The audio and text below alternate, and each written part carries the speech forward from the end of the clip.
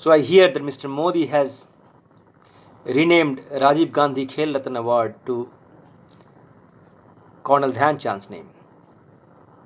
Good for him. I support this. This is sickening, the way this entire country is renamed by one family, Nehru and Gandhi. I remember some time ago I went to Chennai, and I landed at the airport, and my hotel was merely 30 minutes away. And in that short journey, I passed, I don't know, 5, 6 different places that were renamed after the Nehru Gandhi dynasty. Some roads and building and park, who knows what. What is going on? This country belongs to your father or what? I mean, most of this is done by sycophants to gain favor with the family. But definitely there is approval from the family, otherwise it couldn't have been done. So something has to be done. I mean, it's good that someone is trying to dismantle that and try to restore some order. That is not what I have problem with. What I do have problem with is Mr. Modi's constant harping back to the legacy of Nehru Gandhi dynasty every single occasion, in every possible opportunity that he gets. He goes back 30 years, 40 years, I don't know what.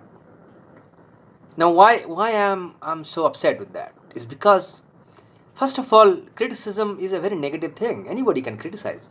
It's very easy to do. Problem is to provide solution. Mr. Modi should realize that family is out of power and you are in power now.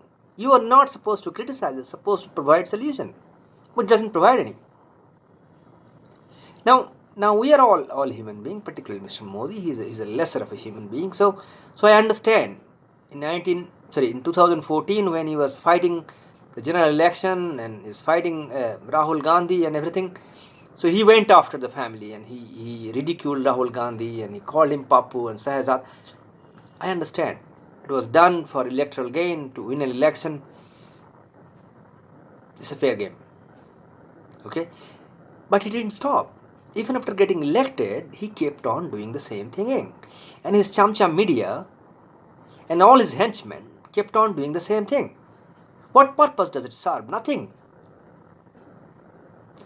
But again, I would have understood had Mr. Modi been doing all these things for political gain or gaining electoral advantage. But I believe it's not the case.